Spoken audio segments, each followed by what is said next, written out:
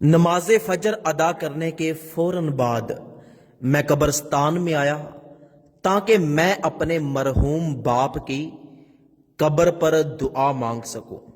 میں اپنے مرحوم باپ کی قبر پر کھڑا ہو گیا اور دعا مانگنے لگا۔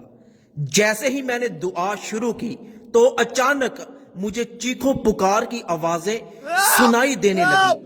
میں حیران ہو کر ادھر ادھر دیکھنے لگا لیکن مجھے کوئی بھی نظر نہ آیا۔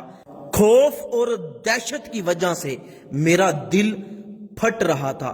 مجھے ایسے لگ رہا تھا کہ جیسے چیخو پکار کی آواز کہیں نزدیک سے ہی آ رہی ہے۔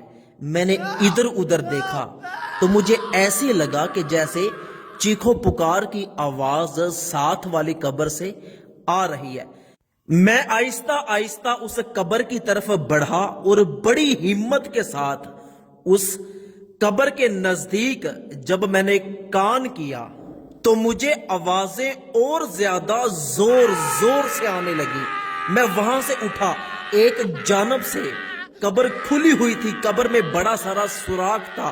میں اس سوراخ کے نزدیک گیا، سوچا کہ اس میں دیکھنے کی کوشش کروں، لیکن جیسے ہی میں نے اس میں دیکھا تو میں جھٹکا لگا کر پیچھے گرا اور تیزی کے ساتھ میں قبرستان سے باہر نکل گیا اور خوف اور دہشت کے مارے مجھ سے چلا بھی نہیں جا رہا تھا۔ یہ تو مجھے پتا ہے کہ میں قبرستان سے باہر کیسے آیا۔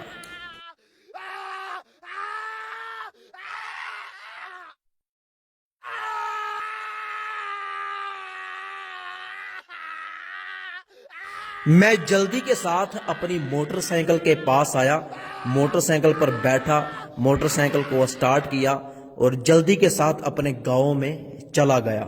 میں گاؤں جا کر جلدی سے قبر بنانے والے مستری کو، جس نے ہمارے گاؤں کی ساری قبریں بنائی، اس کو میں قبرستان میں لے کر آیا تاکہ اس کو یہ معاملہ دکھا سکوں اور پوچھ سکوں کہ یہ قبر کس کی ہے۔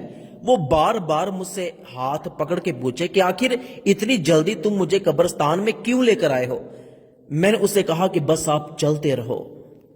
وہ بندہ بڑی حیرانگی کے ساتھ میرے ساتھ چل رہا تھا۔ جب ہم دونوں قبر پر پہنچے تو میں نے کہا کہ ایک منٹ پیچھے رکو۔ میرا گمان تھا کہ ابھی بھی قبر سے آوازیں آ رہی ہوں گی، لیکن جب میں نے قبر کو کان لگا کر دیکھا تو کوئی کسی قسم کی آواز نہیں آ رہی تھی۔ پھر میں نے اس کو بتایا کہ صبح نماز فجر کے بعد میں فوراً قبرستان میں آیا۔ جیسے ہی اپنے باپ کی قبر پر دعا مانگنا شروع کی تو مجھے خوفناک آوازیں آنے لگی۔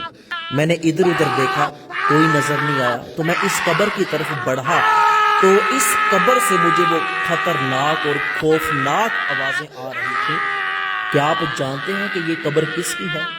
اس نے بتایا کہ یہ قبر ہمارے گاؤں کے ایک ٹھیکیدار کی ہے جو بہت ہی ظالم انسان تھا، اور سب سے بڑی بات یہ کہ یہ بندہ سود کا کاروبار کیا کرتا تھا اور لوگوں پہ ظلم کیا کرتا تھا، لوگوں کو سود پر قرض دیا کرتا تھا۔ تو میں سمجھ گیا کہ قبر سے جو آوازیں آ رہی ہیں یہ یقیناً سود کا کاروبار کرنے کی وجہ سے عذاب مل رہا ہے۔